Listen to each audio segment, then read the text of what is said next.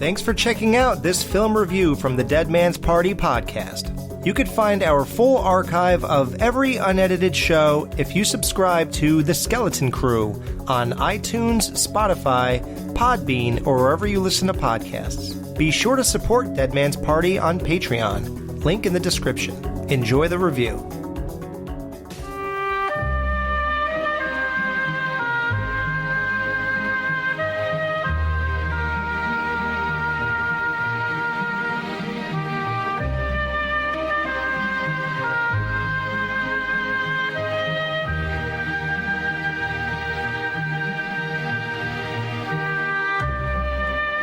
Alright, Dead Man's Party is back in JCVD land. We are covering Lionheart 1990.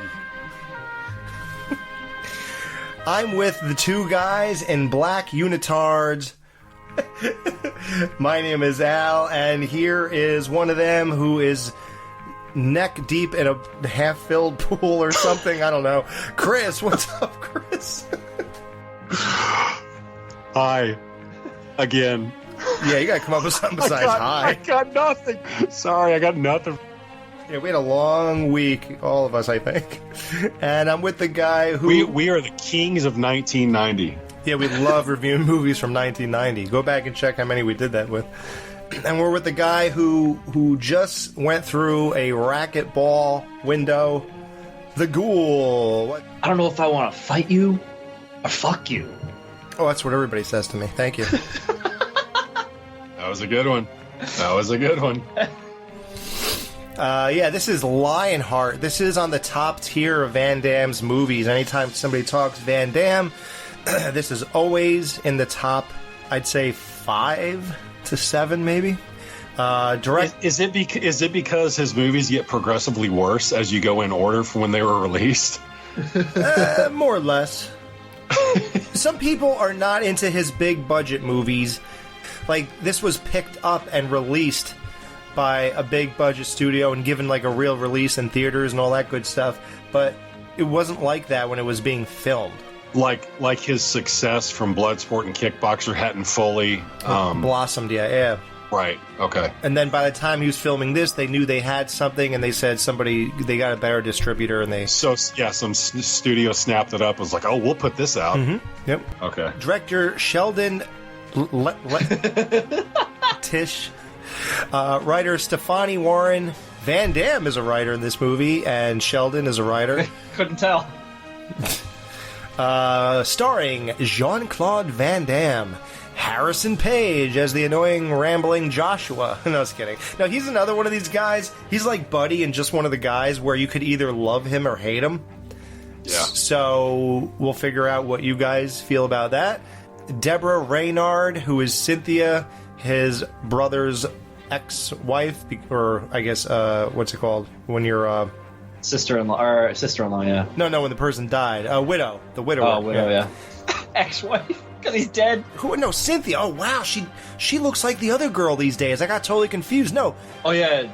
Yeah, Deborah looks like Ivan Drago's wife in Rocky IV.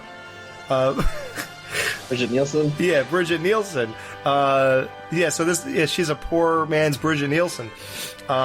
Lisa Pelican is the widower of his brother.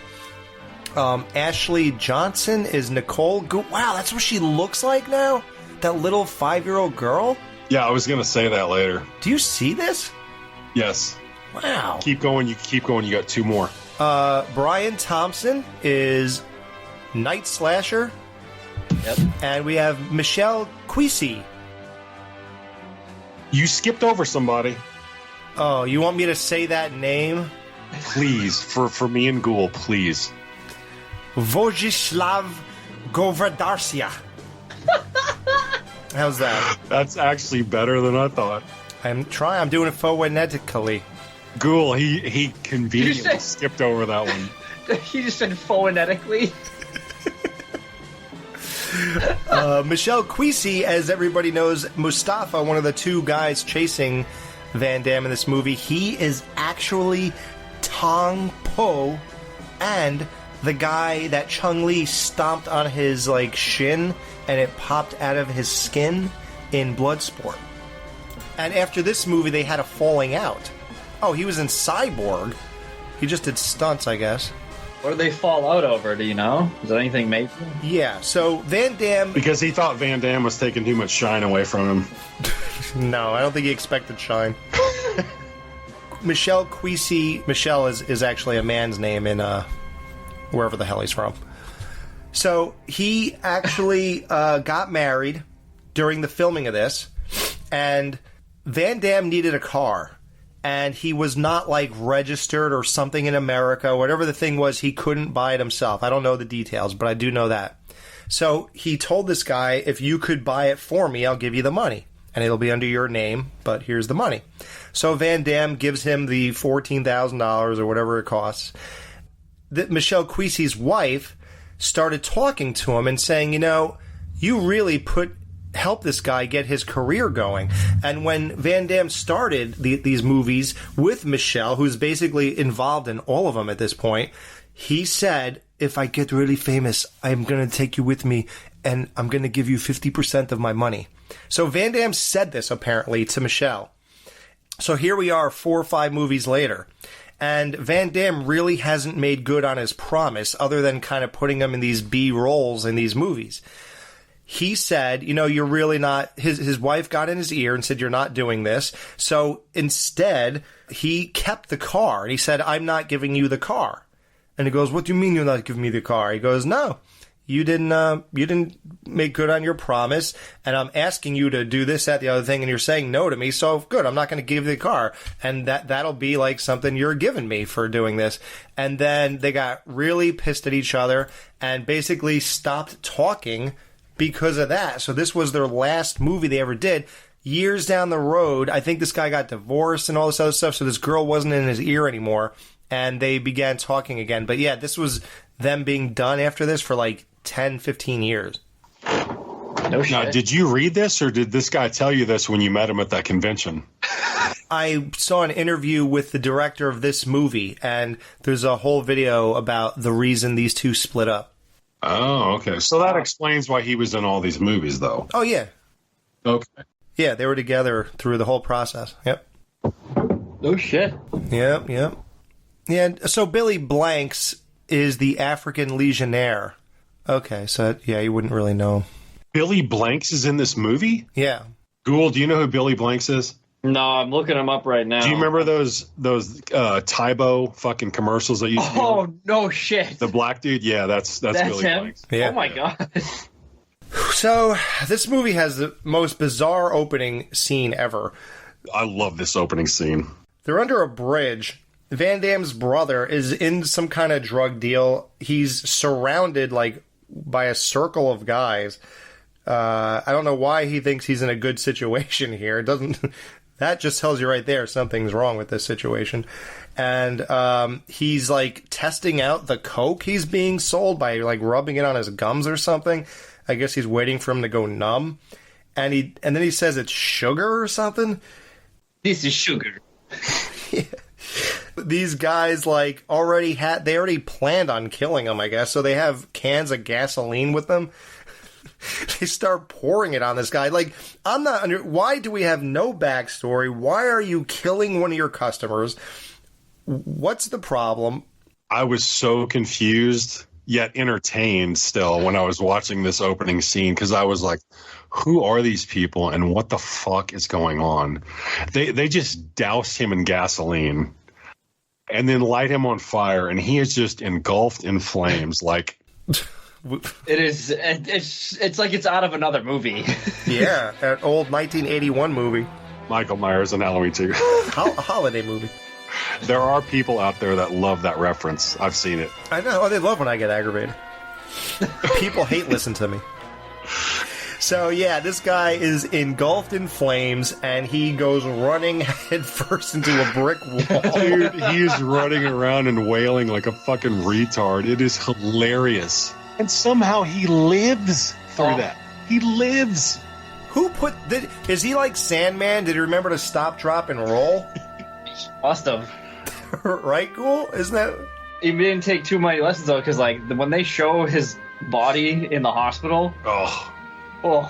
They had money for special effects on that one, or for prosthetics, because Jesus Christ, that shit looked rough. Oh, he looked like Freddy Krueger. No, he really did look like a true, real burn victim. Yeah, no, that's what I mean. That wasn't fake looking. That looked good. That's what I mean. It was tough to look at because I was like, oh, this is gross. Like, oof. Yeah, he looked like Freddy from 2010, though, like a real burn victim.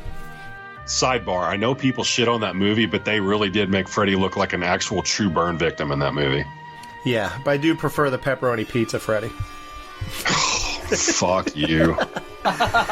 So, the Legionnaire that Jean-Claude belongs to in North Africa, they didn't give him any phone calls about this emergency. They finally gave him a letter like 2 weeks later or whatever.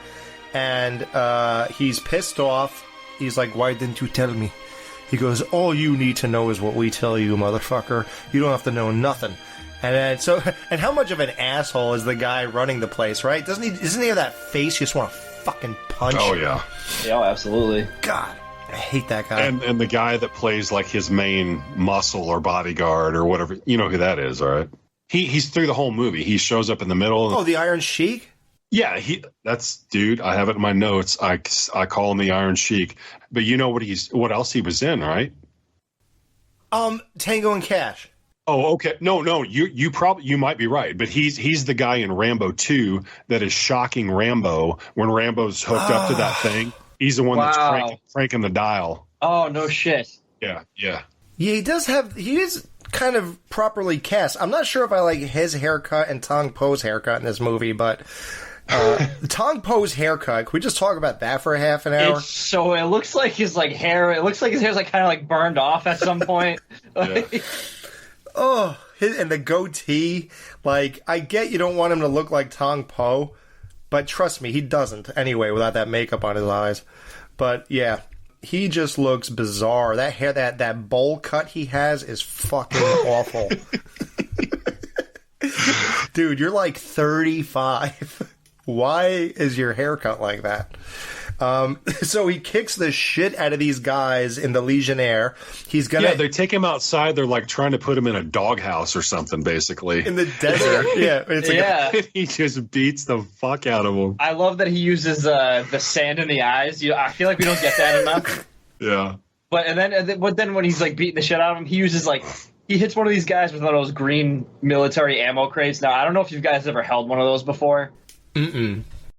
They are fucking heavy, even when they're empty. So I would imagine those are... Dude, he would not have been able to lift that with one hand and smash the shit out of me. Also, the guy who he did hit would be fucking dead, because those things are heavy. And also, there's a knife on the ground, and instead of just grabbing it and going at the guys, he does a somersault and grabs the knife mid-somersault for no reason, and then he stands up and he stabs that guy through the hand. Again, another hand against a wall, and that is a total above-the-law rubber hand. Same exact hand. Yep. Yeah, and it just happened in the movie we just reviewed, Action Jackson. 2 movies in a row, guys engulfed in flames and stabbed their hands against something. Really weird. So he escapes in one of their Jeeps, and he's punching and hitting people while he's driving. And the Iron Sheik guy somehow just easily gets on the moving Jeep, it's as if it was standing still. He just gets right on, as if the guy pulled over for him to get on. And he drives through the fence. He's there are so many things that he would be court-martialed for in this 15-minute span. Right. He would be dead. Everything. Forget going AWOL, which this movie was called AWOL in other countries. This movie has 10 titles, by the way. I read that. Yeah, that's wild. Yeah, really weird. Back then, they used to title movies something specific for each place they're being released overseas or whatever. They all had their own title, and they don't really do that too much anymore. But it was a big thing back in the 90s. So I after he escapes, I like it when it shows him when he's out in the desert, just kind of aimlessly wandering around, and he's delirious almost. The first thing I thought of was it was just like Clark Griswold in The First Vacation. Oh, yeah. After they wreck the car and he goes walking through the desert, and Clark's just he has no clue what's going on because he's dehydrated. I thought if only Van Damme would have taken his pants off and put him on his head and had him hanging off like Clark did in Vacation. That would have been the best. How could they not catch up to him or get him? I don't understand. Right. He's only driving in one direction. The only thing in front of him is the desert. How could you not catch him? Right. I mean, unless he took a sharp 90-degree turn somewhere but you'd still see the tracks. Though, right. Sand. Yeah. There's because tracks. they go out to look for him and they come back and they're just like, nope.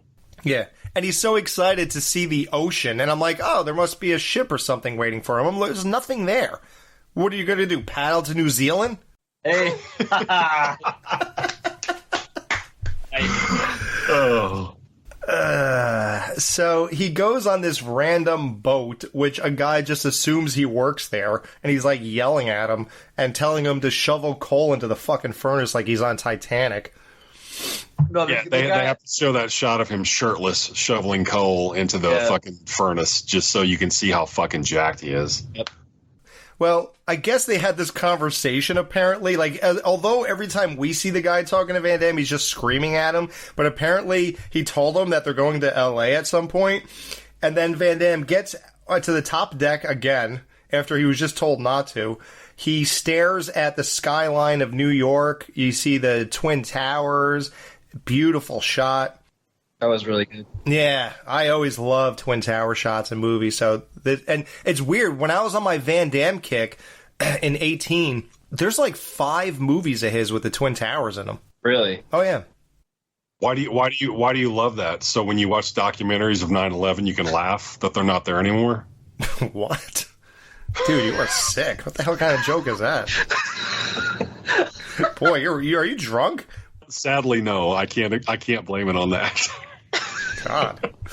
Anyway, so he's pissed off. He's not going to L.A. He starts fighting with the guy about it. And then he goes to throw the guy over the boat and he does nothing. What's that all about? It's just a threat, really. Yeah, do something to him. Punch him do it for the audience. He's been yelling at you. I think he was going to throw him over, though, but he didn't.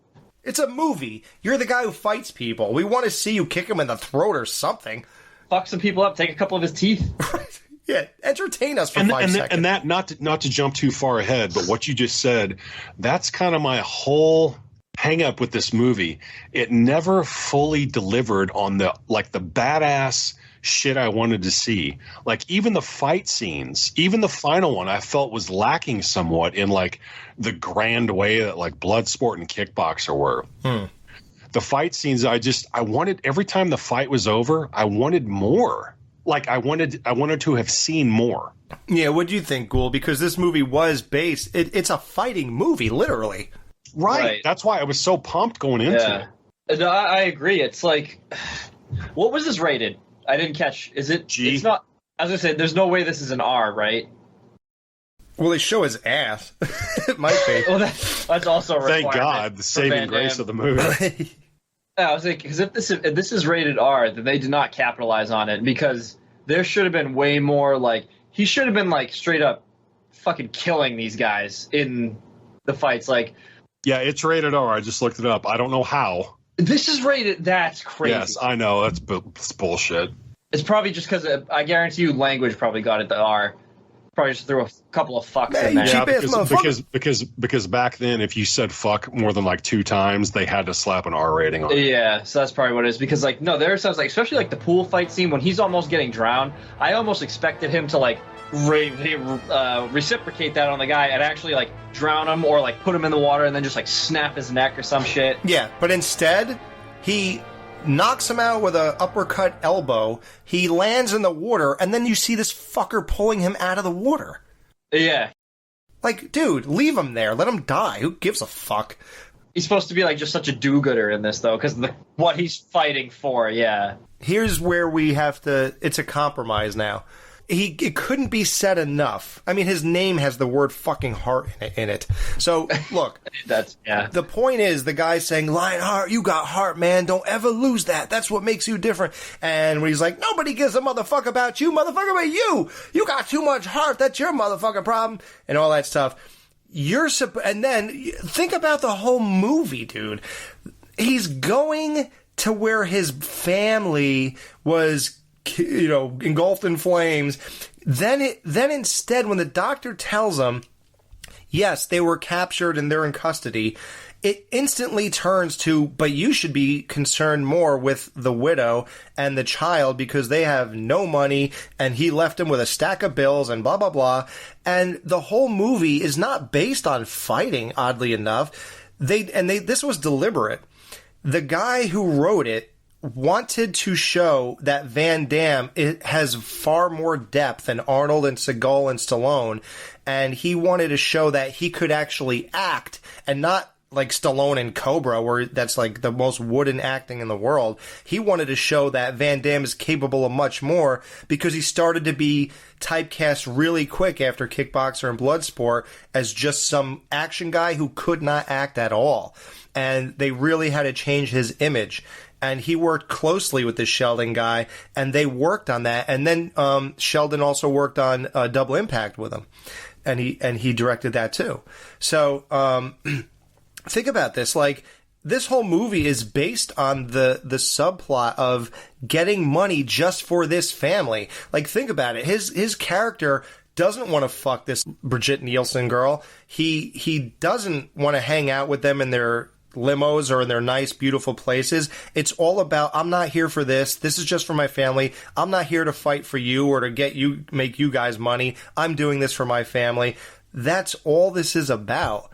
There's a huge compromise in that. And when you focus so much on that, you're going to be lacking in something. And unfortunately for us, it was the fights and his brutalness of killing people. That's a good point, because like if this was any other star, if this was Stallone or Schwarzenegger or even like Chuck Norris, not that I'm the biggest fan, but like you're right, the impetus of this movie wouldn't be getting money for the family, it would be getting revenge on the people that killed his brother. Right. And it's not. Not at all. So that is a good point, yeah. And he would have killed those guys. Oh, 100%, yeah. He wouldn't even be like, if it wasn't Van Damme, yeah, it wouldn't be a fighting movie. It would be like a shooting movie. Like, he'd just be going and gunning them all down. Right. So now he has no real beef with anybody he's fighting. Think about how the fight ended with Roddy Piper. He just held him up and they looked at him. Roddy Piper? With the cars surrounding him. The Scott. Yeah. Wait, right. are we going to go back and talk about how he got introduced to this whole fighting thing? No, we don't have to. We kind of skipped over that. No, I was just giving you painting the picture of why you're not going to see him killing people and why. Oh, okay. This is all character driven. This isn't action driven. That's the weird part. That's what threw me when I was watching this movie. I just expected this like fighting kick ass for 75 of the. No, this movie was actually like an hour and 45 minutes. I expected like 90 minutes of this movie just to be fighting. Right. And it's really not about that at its core. Right. No, they walk a line between the two. So yeah. Are you guys saying that it did not serve both audiences? Yes, I'm saying that. I'm saying the people that went into this movie when it came out were probably, for the most part, disappointed with what they saw by the end product. As a kid, I'll say I was not. Yeah, but you were like 10. Yeah. I'll say so this was also my first watch for this, and I knew all I heard from you guys when we talked about I asked what it was about. It was like just him like street fighting. I was like, all right, cool, fine for me. So I went to this blind, no trailer, no nothing. I was like, cool, whatever. It satisfied me to that point, but this is almost like Van Damme's version of bum fights. This is like Van Damme's version of bum fights. That's weird. I was listening to a podcast that mentioned bum fights today. Wow. This is Van Damme's version of Over the Top for me, which I watch stuff for Over the Top that I was like, oh, I can't wait to watch this. This like awesome arm wrestling Stallone battle, and the last half hour is all the arm wrestling stuff. So right. That's a great comparison. I totally see that. Yeah. Yeah. So that's why it delivers for me. It does, right? Right for me. Yeah. Good. I was gonna say because it's not as bad as that was. But yeah, now I'm really leaving. I get your comparison, but it was nowhere near as lacking in fights as that was in arm wrestling. Yes. Right. Okay. So they send Tong Po and Iron Sheik to follow Van Damme throughout town, just like Bloodsport. That's right. Yeah, Forrest Whitaker. Yeah, Rollins and the other guy, which is weird. Like, so he jumps out of that boat, by the way, and he has like 1,000 miles to swim before he gets to New York. Yeah. Bizarre. So he sees these glorified bum fights in this circle when he's going. Yeah, it's like human cockfighting, basically. Yeah, it is. Yeah. I love the audience, though, I should say audience, the crowd of these fights, because like they basically do the thing that like Cobra did with the cult, where they just get everyone and they put them in like generic, like, here's a construction worker, here's this guy, here's that guy, like there's a guy, like 3 guys in there who are wearing like hard hats and everything, like, shouldn't you be at work right now? Yeah, how are But you? in the first fight that he's in, or when he first steps up on that first, when he's introduced to it, it's basically like a bunch of degenerates for the most part. But then the rest of the movie, it's like rich people That he's fighting is, for.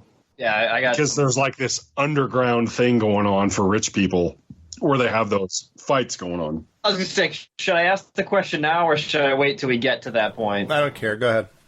Like, do you think that this could exist in real life, where like a bunch of like rich elite people just like get lunatic psychos to like fight each other for their? I don't know. Have you ever seen Eyes Wide Shut?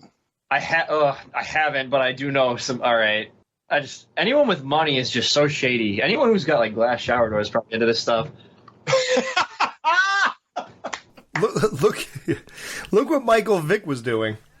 No, that's true. The Michael Vick, I guess they have so much money that they're like, oh, let me just get into some degenerate shit to waste it on. Someone killing somebody. Yeah, sure, of course. The whole thing is weird though. Like, this guy Joshua runs all these things, and like it's the same thing with Bloodsport. Like, the way he takes people's bets, like, how the fuck does he keep track of all that? Yeah, every time I watch a movie like that, how does that work? People just like hand over their money and then he forks out to the winners. I mean, I don't get it. I was saying, I'm not a gambler, so I have no idea how any of that kind of shit works. Well, I'm sure the way it works is like, let's just say it's whatever to whatever odds or whatever they make odds, and then they give him, say, $20, and if it's something to 1, then you get 20 times them. Right. But how do you keep track of who gave how much? Who has what? Right. Right. Yeah. Yeah, it is mind-boggling. And to think that he could do that is weird. Yeah, with all those crazy fucks down there under a bridge, like. I'm sure they're all great at managing money. Oh, yeah, exactly. So Van Damme goes into this thing. He just sees one fight. He figures, yeah, I could kick these guys' asses. So he goes, my name is Leon. And everyone's like, Leon? They're all laughing at him because he's French, I guess. And Josh was like, Leon, lion. Who wants to take on the lion? Yeah, he's that quick on his feet. Yeah, exactly. That's what I thought, too. Man, that was quick. He kicks the shit out of this guy who's like a foot taller and 80 pounds heavier than he is. And it's like, wow. And just because of that one fight, this dude Joshua is like on his ass like stink on shit. He will not leave Van Damme alone. Is this the first guy? Like, what is different about Van Damme compared to... You've clearly been doing this for like 20 years. What about Van Damme was different than the other 100 people you've seen come in and kick somebody's ass? He just saw how calm and in control Van Damme was, and he fucking wasted that guy. And he knew that was his fucking shooting star. His meal ticket. No pun intended. The amount of KFC that's in this movie.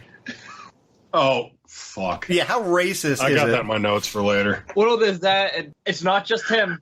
Oh, that was the only thing I picked up on. Oh, you see it again. The two guys who are following him.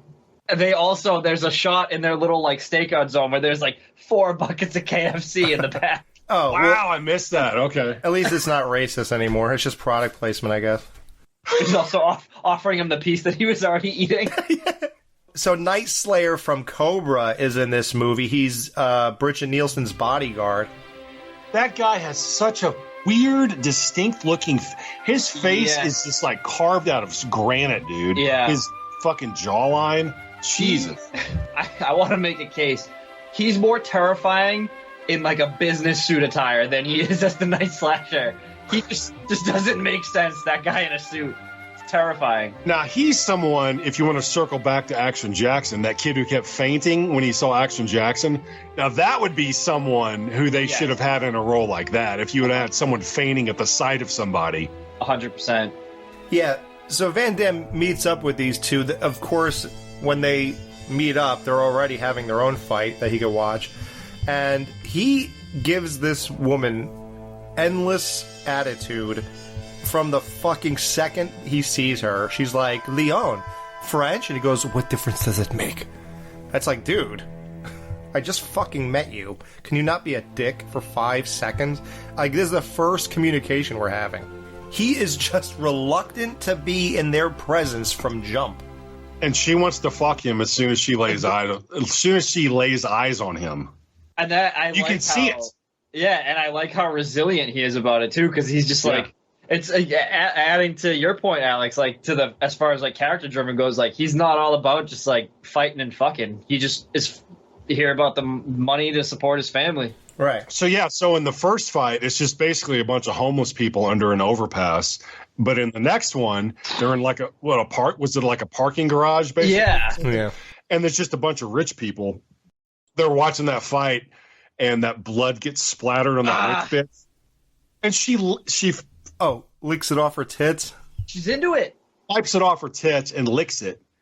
And my first thought was, well, this came out in 1990. Was she not aware of the global AIDS epidemic that was going on? Well, Magic Johnson didn't come out till like 91, I believe. Right, but still, that was a huge thing even before he got positive, was the AIDS thing. Oh, okay. Are you positive? I know you're a child. I see what you did there.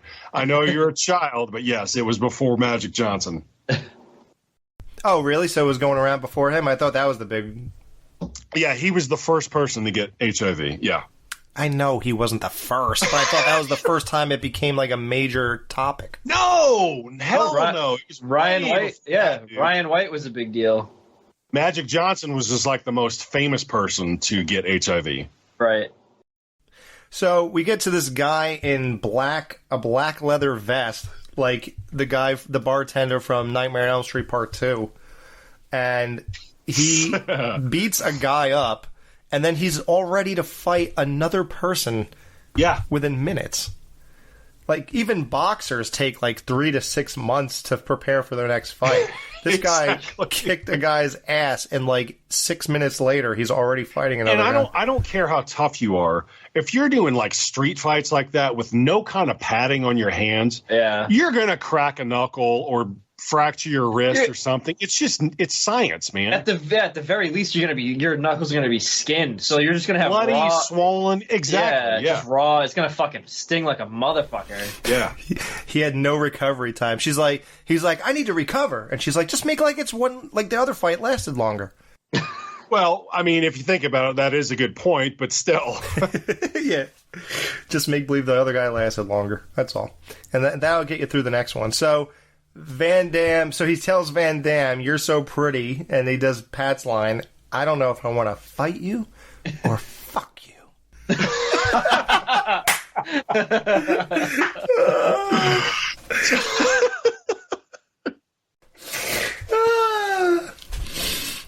So he after he says that, I don't know if I want to fight you or fuck you. There's Van Damme punches him in the balls. The guy grabs his balls. The fight's over, and I was like, "Are you serious? That's it?" That was so anticlimactic for me. Yeah, I agree. But he did. And then a little bit later on, that rich bitch is like, "They're still talking about your fight in New York," and I was like, "They're still talking about him punching a guy in the balls?" Yeah, cheap shotting him. Oh, I mean, yeah, she acted like it was some back and forth bloodbath or something. They're still talking about your fight. What is it going on for more than 1 second? It went viral. We're talking about it. Yeah, dude, he punched him square in the balls. Oh, dude, he rocked his nuts. Dude, the way he pounded his testicles. They're still talking about it. Right. That guy's balls are in a jar somewhere in a bar. Yeah, in a bar, in a pool hall. Yeah. Dude, he knocked his balls straight up to his throat. He had his balls in his mouth, his own mouth. Stuff them up your fucking throat. Yeah, he stuffed them up his fucking throat. Up his throat, yeah. I love the fucking little like rich douchebag though, who from on the sidelines, who's like, I could kick the shit out of this pussy to Van Damme. Yeah. No, you could not, dude. Look at you. Like, absolutely not. One fucking ball bag punch is all we got. And they fell in love with him after that. They were like, oh, this guy can beat the shit out of anybody. They're obsessed with this guy. Like, he just put on the greatest fucking fighting exhibition ever. Joshua's totally... He was already obsessed with him with his one fight. Now he's, like, all over him. This chick is totally... She's taking him in like she just discovered the Great White Hope. It is... mind-boggling. He made $5,000 by punching a guy in his nuts. Like, I don't get it. And that's the equivalent to $1,500 today. It's fun. What? 5,000 is the equivalent of 1,500? Yeah. Deflated?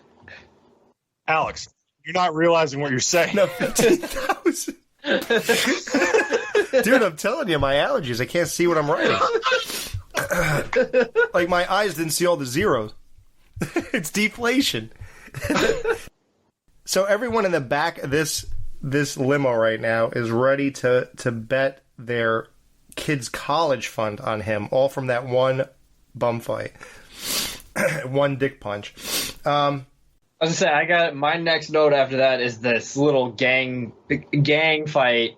Yep, That that's is what I got too. so bizarre. Dude.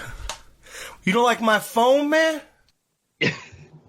Well, it's just hilarious because, like, I'm like, oh, here we go. Like, Van Damme's going to just kick the shit out of all these guys. I love how Joshua takes the main gang leader, punches him in the face once, and then just wraps the phone cord around his neck. And that's it for him. And then Van Damme only has to kick, like, the shit out of 3 of the other guys. And then the other guy's like, you're lucky, man. And then just runs away. The biggest fucking guy, the guy who looks like he's on steroids, is the only one left. He's like, today's your lucky day, punk. And he takes off running.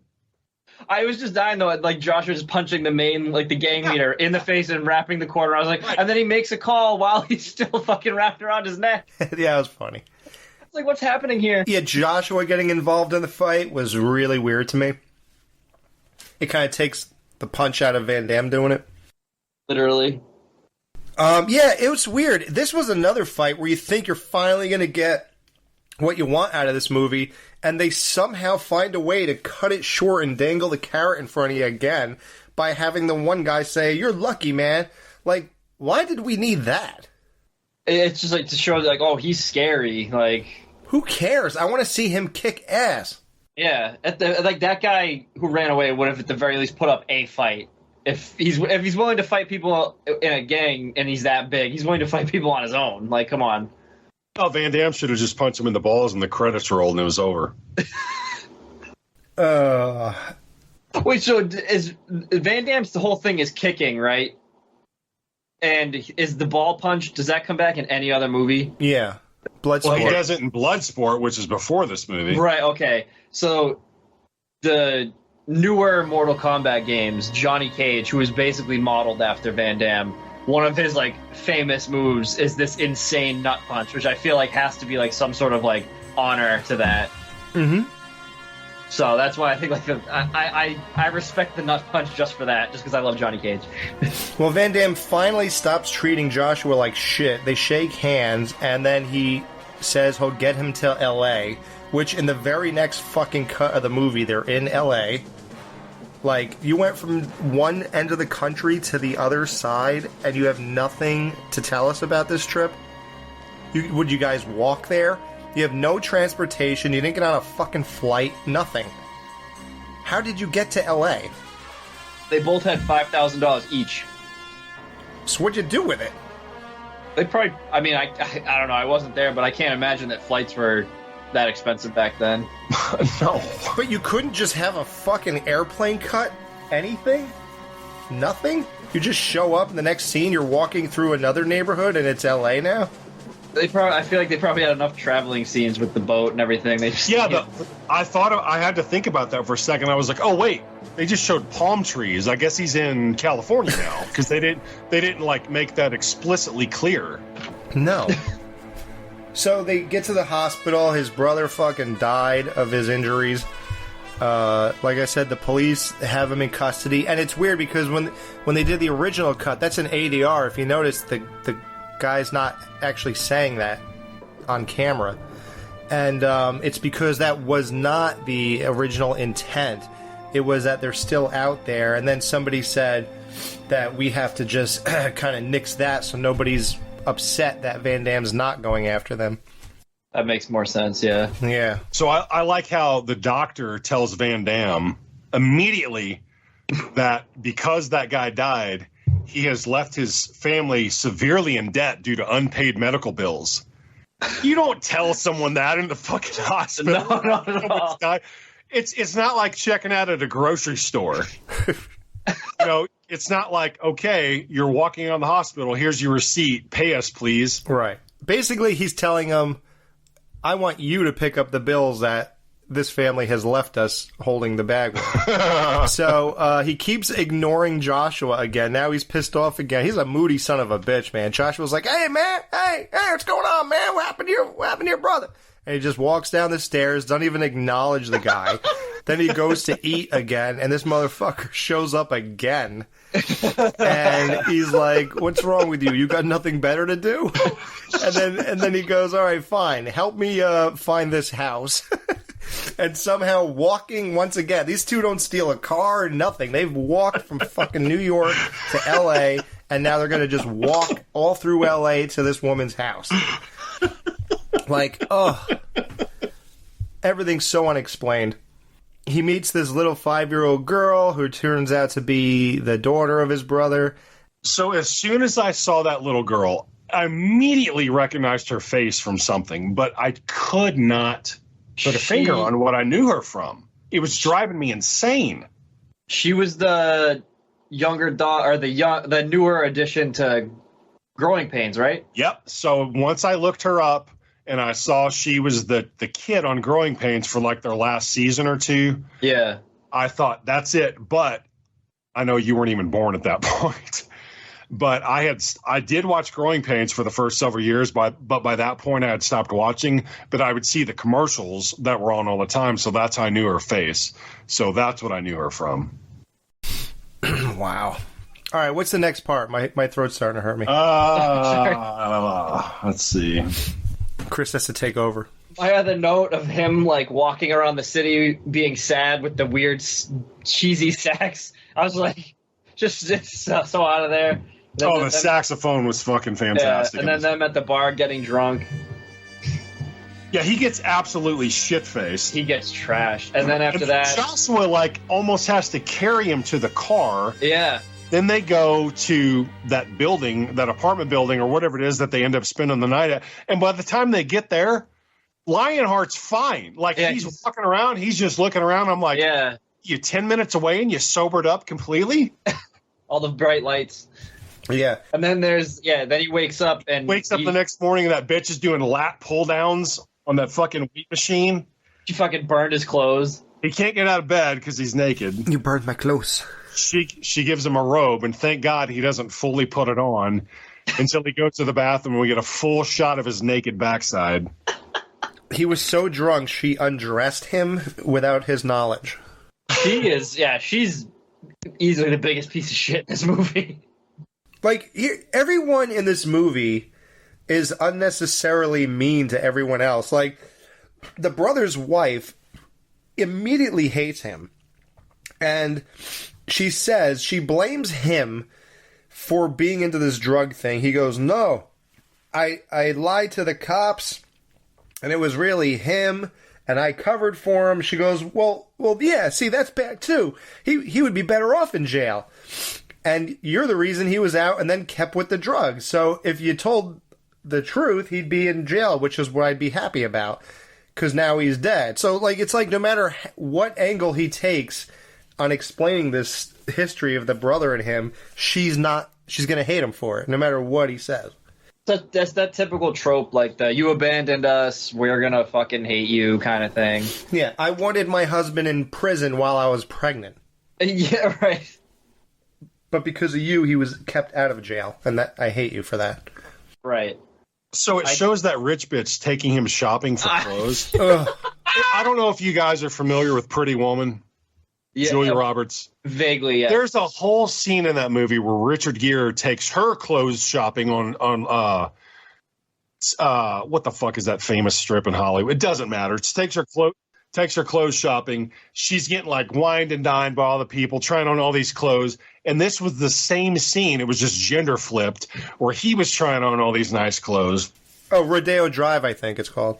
There you go. Then they cut to Van Damme and that rich lady eating dinner on like some rooftop outside restaurant. For one sentence. It's 15 seconds long. I don't understand. That's when she says, people in New York are still talking about your fight. And he goes, let them talk. And the scene's over. It was like, what was the point of including those 15 seconds in this fucking movie? I know what the point was. It was to establish that they're spending a lot of time together. I guess, but Jesus. But it doesn't really go anywhere. Are we supposed to believe he warmed up to her? No, it goes nowhere. Yeah, really weird. But that scene also reminds me of the Griswolds in Europe, right? Where they're trying on all the clothes to horrible music. Yeah. God, what a great scene. Clothing trying out montages are horrible all the time. What year was Pretty Woman? Was that 1990 as well? Same year as this. Wow. Yeah, there you go. And then it shows the sister-in-law. She works in like some kind of apple packing factory or something. She's just boxing up apples. Yeah, but she's being very picky about which one she boxes. Right. I noticed that. So now we know why Joshua continues to follow him around after the hospital thing when he ignored him. Joshua, because the next thing he does is get him drunk, then he brings him to this hotel or whatever. It's just to keep him in her circle, to keep making money for her. Like he's a shill for her, basically. So now you know he has an agenda, Joshua. It's not that he just took a liking to Lionheart. He has his own reasons, yeah. Money. I'm sorry, but every single moment with him and Cynthia and any of these people, like the Night Slayer or whatever, he is so reluctant to be in their presence. It's a very uneasy feeling. Like, there's so much tension here. He just won't engage hardly at all. No. Because he knows, it's like as we keep going back, like this is supposed to be character driven. It's like he knows how like seedy and like dirty this whole thing is. Right. He's just there to like get in, get enough to help this family out, and then get out. But they want him to like, as we jump to, they basically want to fucking do it till he dies, which is insane. Yeah, and they want to be the killers. Right. Yeah. So he's like stalking the mom and kid, and now we get to them walking to school. Apparently he needs to look at this. And as he does this, the camera pans across, and there are 5 chulos on their knees with their hands clasped behind their heads with police pointing shotguns at their heads. Like, are chulos different than cholos? I thought it was cholos. Cholos? I thought it was, well, a girl's called chula. So I thought that was chulo. I've always just heard cholos for like Mexican gangsters. I've also only heard cholo. Cholo? Okay, maybe the guys refer to... I know girls are chula if they're like... Okay. I also get most of my gang knowledge through Grand Theft Auto games and movies, so I could be very wrong. could be completely wrong. Cholos. Well, maybe it's pronounced cho, but it's C-H-U. Well, yeah, it's like Chico and Chica, in Spanish for guy and girl. Chulu, cholo, whatever. That's true. That's true. But they have shotguns pointed at their faces. What were they doing by that playground? I want to know. Filming pickup scenes for Colors. So he picked... Even though it was 2 years before.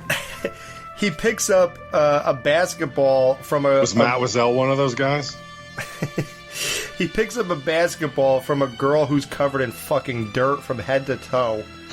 And her mother's covered in dirt. I guess to show he has a heart of gold again, right? You want some money?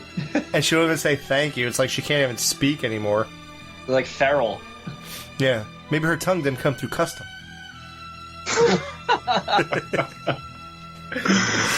So let's get to the fight with the cars surrounding them. Go ahead. Wait, was that when they go fight and there's those guys roller skating around? Yes. To start off? Yes. What was that? These fucking guys on roller skates? The like weird aspect that this rich elite society has is like they got these dudes. Like I also love like that this is like a drive-in for fights basically. Like the people stay in their cars, they circle around. They got the people on roller skates serving them all their shit. I did like the aesthetic of how all the cars were parked in a circle and they were using the headlights. Yeah. I thought that was cool looking. Anyway. They fought in that circle of those cars. I thought, because they really went imaginative with some of these fight sequences as far as where they fought. A racquetball court and a damn near empty swimming pool. It's like, what's the weirdest shit we can think of to put these people in to have fights? Yeah, I agree. That was like that. I guess you call these set pieces worked really well for this movie. Yeah. And I do like that though, because like I don't know, I really enjoy Rocky V. I know that's like a no, yeah, by the dumpsters was great. When I saw it on opening night at the theater when I was 15, I blew my fucking mind. Yeah, no like thrown. Yeah, like if there were more movies like this, like Street Fighter, like if the movie Street Fighter or the game Street Fighter were actually street fights, amazing. But they're not. But like no, movies like this that are actually like ground level, like just bare knuckle, just people beating the fuck out of each other. Oh yeah. And this movie I think delivers the best on it. Wait, what year did Rocky V come out? 1990. I was gonna say this same year. I love it.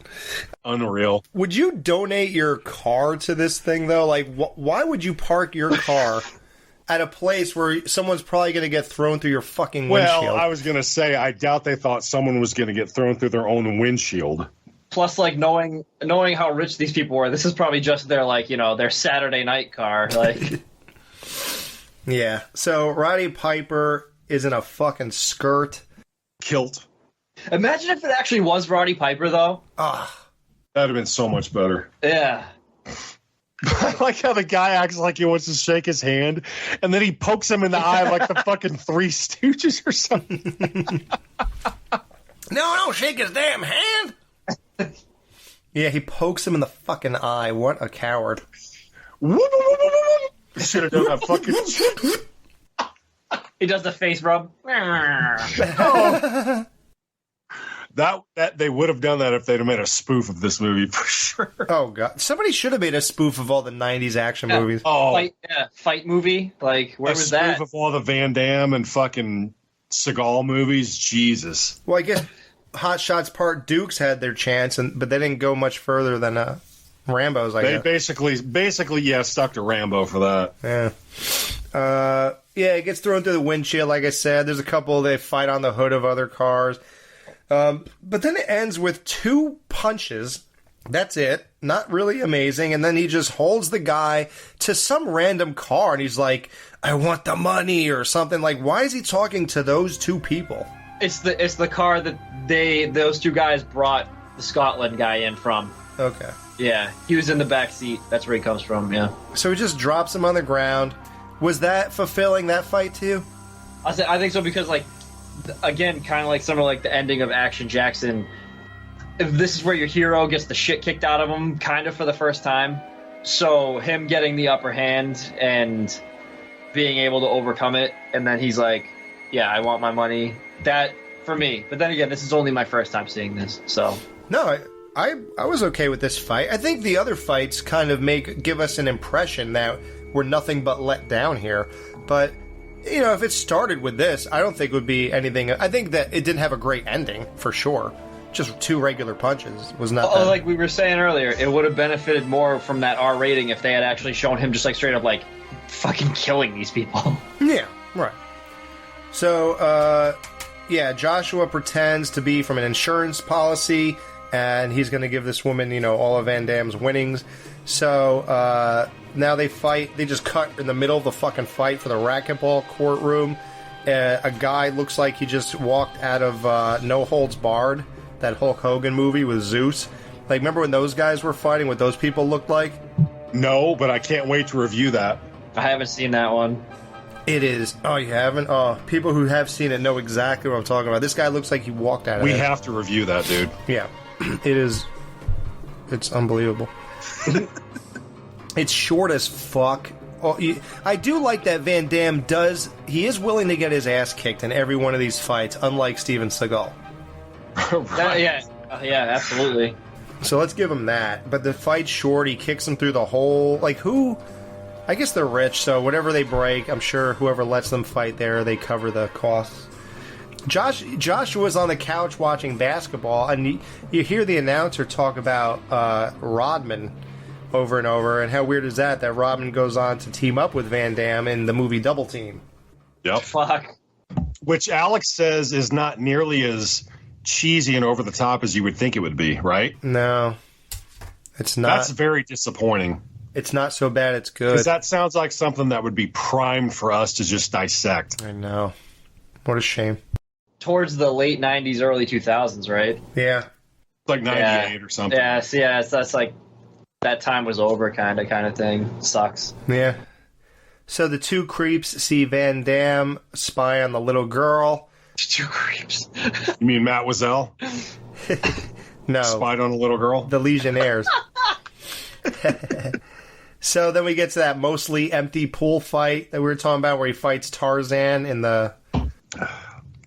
Yep.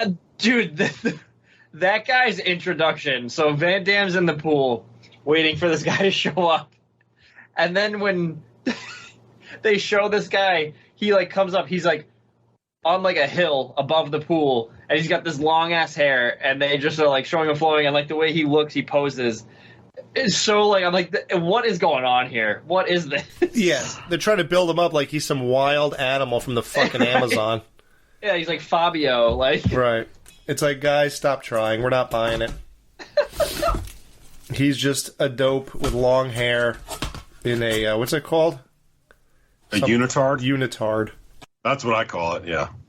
I thought the swimming pool thing was cool, though. I did like that aspect. I loved like that aesthetic, yeah. Yeah, I really like that a lot.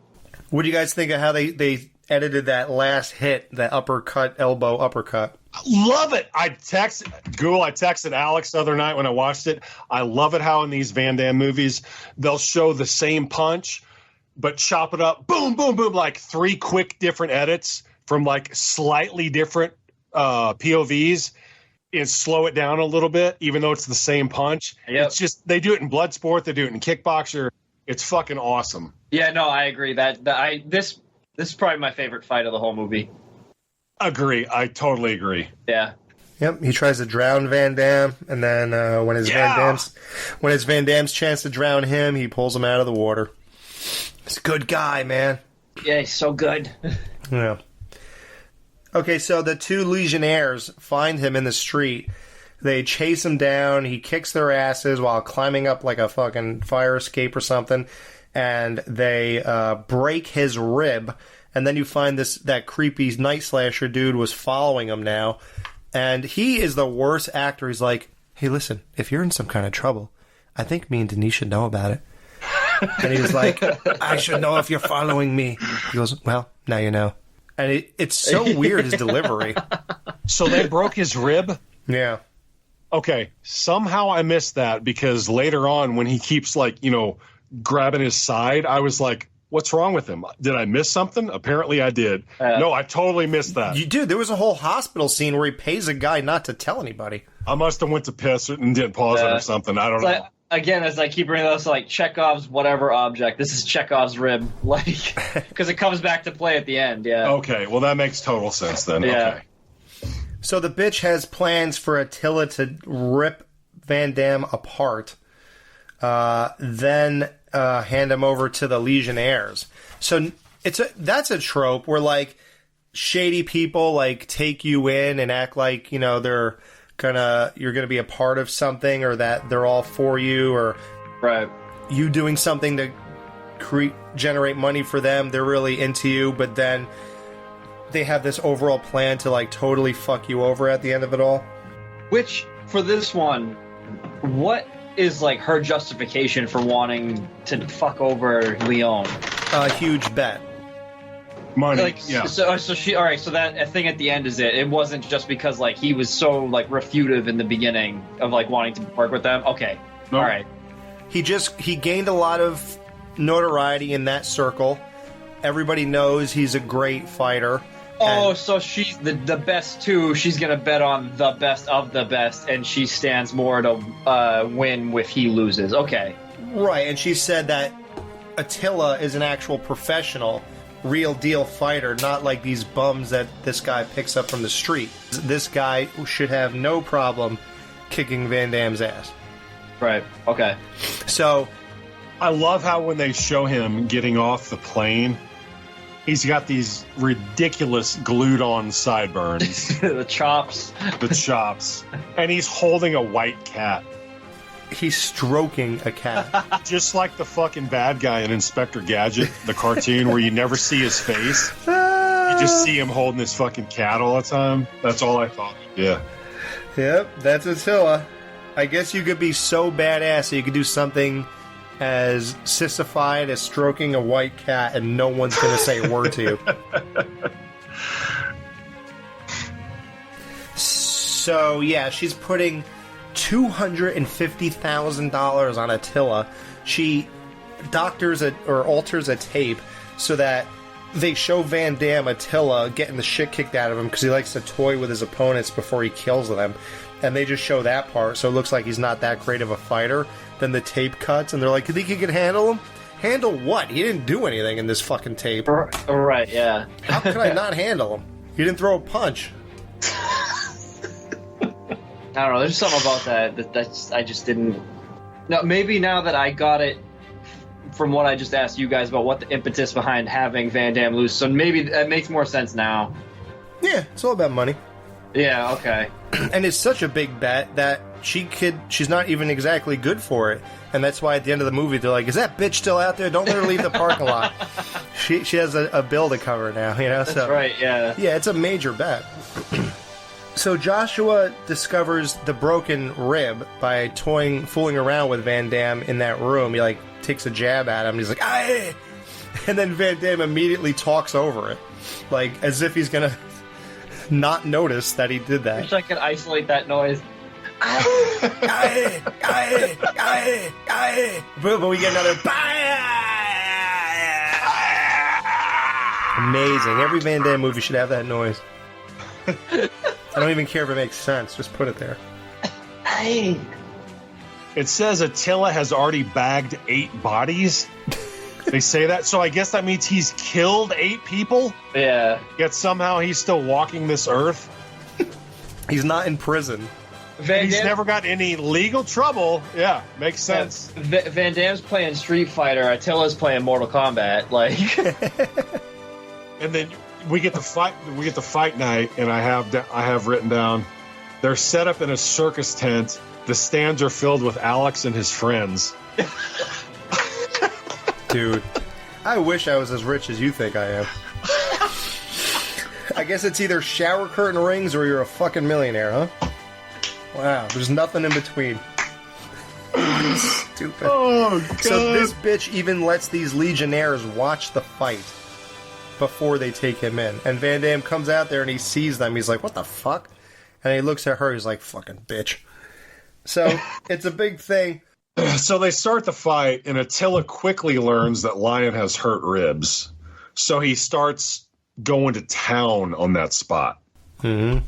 Lion goes down, and Joshua tells him, stay down, just like Mickey does to Rocky in the first Rocky Apollo fight. Stay down! Did you notice that this guy kept saying the same line over and over? Who, Joshua? "This dude's gonna kill your ass, don't you know that?" Yep. You're right. He said it like 3 times in a row, and every time he said it, he got louder and louder. This dude's going to kill your ass. Don't you know that? This dude's going to kill your ass. Don't you know that? This dude's going to kill your ass. Don't you know that? Did they just, what did they write in the script there? Exactly. Lion gets the shit beat out of him some more. He gets fucking destroyed. And Joshua finally tells him that the whole bet was on Attila. And Van Damme says, "Wrong bet." Best part. Yeah. So then he gets up and then it's Rocky time, basically. So, what do you guys think of every time Van Damme gets knowledge of some kind in a fight that the guy he's fighting is suddenly incapacitated and cannot hit him anymore? Just like in Bloodsport and Kickboxer? Bloodsport and Kickboxer. Once they found his brother Kirk, and they're like, hey, we got him. He just turns, he's like, cut off my gloves. Just cut them. And then Tong Po walks over, and he is useless after that. The same thing with Chung Lee. I forgot what the turning point was there, but useless. And now this guy can no longer do anything. Some fucking dork in the crowd starts slow clapping. Yeah. And Tong Po starts clapping for him. No, I mean in this movie. I know. I knew the fucking guys, the Legionnaires start clapping. Yeah, that's them. Tong Po.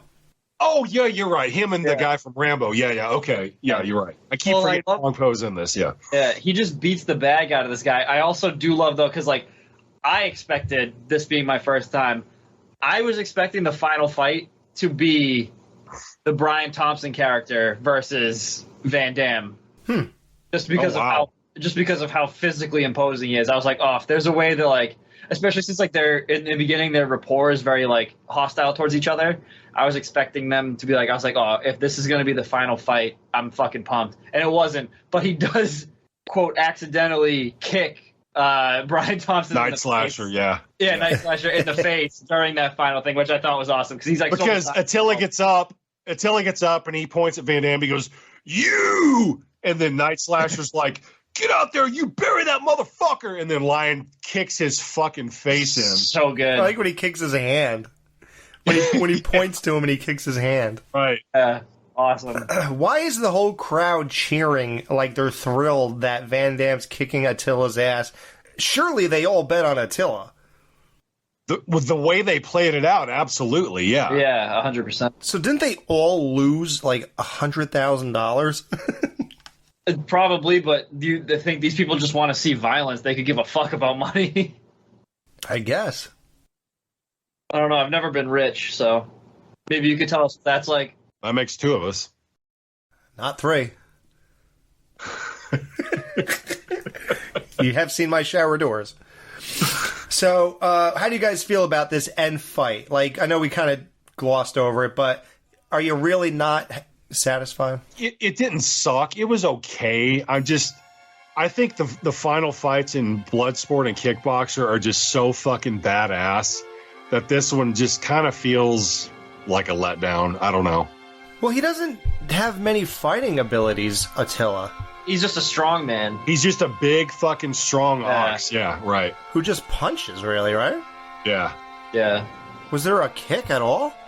No. No, I don't think he does any kicks. Yeah, weird. And Van Damme's got him lined up for a fucking final punch, and that rich bitch is standing right there next to him, and I wanted him to, like, kick her in the face. Yes, I say. Because the way they had her positioned in that shot, I thought something was going to happen to her, but unfortunately it didn't. Yeah, I was in the same boat. Yeah. I thought he was going to spit in her face.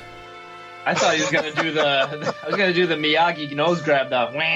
Oh, God. Wrong. So he beats Attila. He bet all the money he has on himself. So everyone but him loses that we could put together. So he's back in that house. These two Legionnaires bring him there. They let him say goodbye. So he fucking says goodbye to this 5-year-old girl with a fucking face full of blood and bruises. And he's sitting there talking to her. And the blood's dripping on the floor at that point. Yeah. It's so bizarre. He leaves Joshua to take care of this family of his. Yeah, Joshua's like going to be the new dad, basically. Yeah, like what is happening here? Right, that's what I thought too. Like, you imagine this conversation, so it's like, you're really staying here with me and my daughter? Sure, yeah, I'm going to take care of this family for the rest of my life. Plus, also Joshua's like based out of New York. Like, what is the rest of his life like back there? Just abandoning his whole life. His whole life is abandoned. And she's like, "Well, you've only known Leon for like a week. I mean, what do you owe this guy that you're willing to do this and take care of us?" He's like, "It's what you owe me. I'm a homeless guy, and I'm gonna shank that pink ass every night if I need to." Yeah, I mean, he in the grand scheme of things, he barely knows Lionheart, but they hug each other and they're crying. Yeah. Like, he can barely take care of himself. He's fucking homeless. Right, he's a degenerate. But now, by the end of the movie, he's like this. Is it established that he's actually homeless? He just seems like a homeless bum. Yeah, he's just like a drifter. Right, exactly. Can you imagine what his breath smells like? Probably KFC and like something else. I don't know, whatever else. Yeah, whatever else we saw. 2020. KFC and hot ass. So Van Damme gets in the car with the fucking Legionnaires. They drive down the street and around the corner, and so is it like, do they immediately just have a change of heart? Well, and they stop and let him out? Is that what it is? So they're cheering for him in the final fight, which made me think. I was like, okay, something's gonna happen with these guys. Like, but if that's the case, why do they even make him get in the car with them to begin with? I agree. Yes. Right. Who is the show for?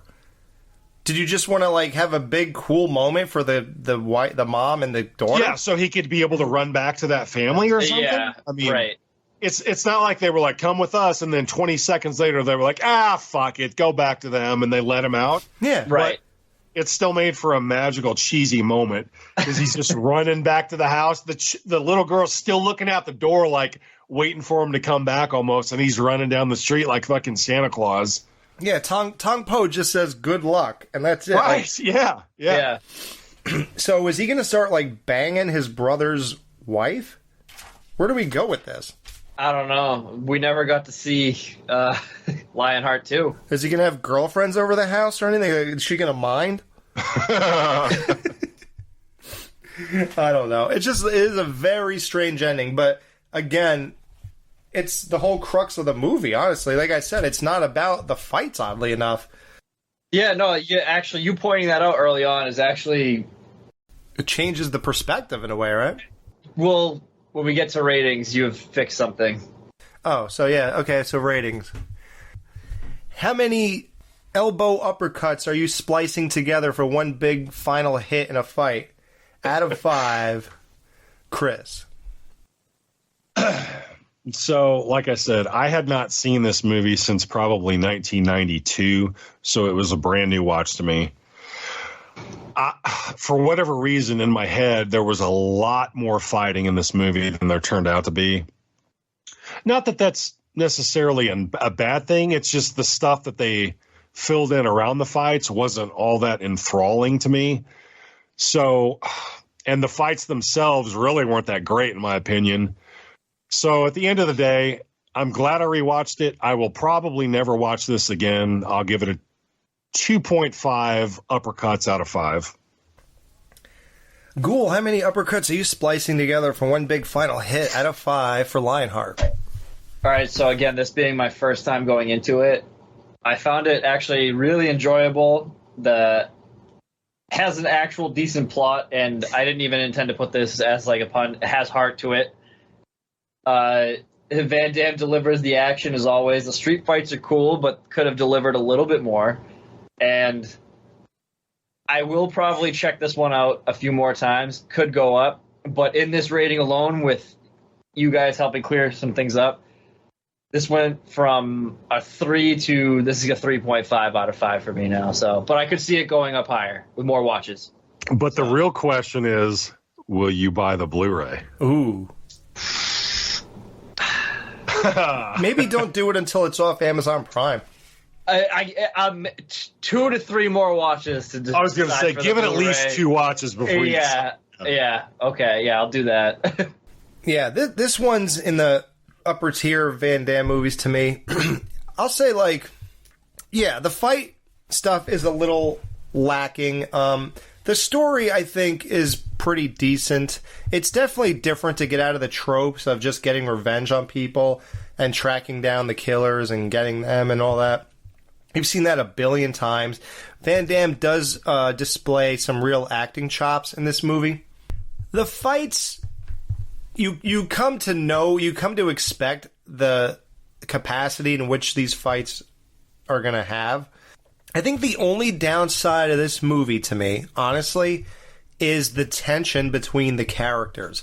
Like, Van Damme is just a dick to everybody. Like, he's a dick to Joshua for most of the movie. He's a dick to Cynthia for most of the movie. He's a dick to her bodyguard for the most of the movie. He's a dick to the Legionnaires for the whole movie. It's weird. As much as they're painting him as a good guy, he also has a lot of attitude problems. And I guess it's to paint the clear vision that he is only here to get money for that family. So I guess you have to make that abundantly clear. But I guess they do it in a way that, like, clashes with his good guy persona. Like, I'm not sure if a good guy should be a dick the whole movie, right? Right. Isn't that kind of contradictory? So, although he seems to be a dick to the right people, I guess, there's still, like, this weird level of tension that is very uneasy throughout the whole watch. So, I'd say if you lightened up on that vibe, the movie would go up a point or so, or half a point, whatever. But, as is, I give it a 4 out of 5. I really like it. Wow, that's a strong rating, man. 4 out of 5. So you really do like that movie? Yeah, I think But you have major nostalgia with it, though, right? Yeah. Okay. Yeah, I was there when it all happened. So, yeah, I think if they lightened up on his kind of dick personality to everybody, and they made him like an overall nicer guy instead of just for that family, I think the movie would have a better tone to it. And it would have better moments, and there wouldn't be so much tension every time they're in the fucking backseat of a limo with her, or when he's in that bed with her, or when he's doing anything with her. When they were out to dinner, there was tension. They're talking about your fight. Well, let them talk. Instead of saying, oh, wow, really? Yeah, that's good. Well, hey, at least word's getting around, and maybe we'll get some more bets, or, like, nothing normal. It's all fucking, like, animosity towards all these people. Joshua, he's ignoring him for half the movie, saying, get the fuck out of here. Haven't I done enough for you? Well, it's not good enough. I made you some money. What else do you want? And don't you have anything better to do? Like, I don't know. Those kinds of things just, like, kind of ruin my vibe. The fun vibe. It's just a lot of tension all the time. I think if you got rid of that, it'd be a better movie, but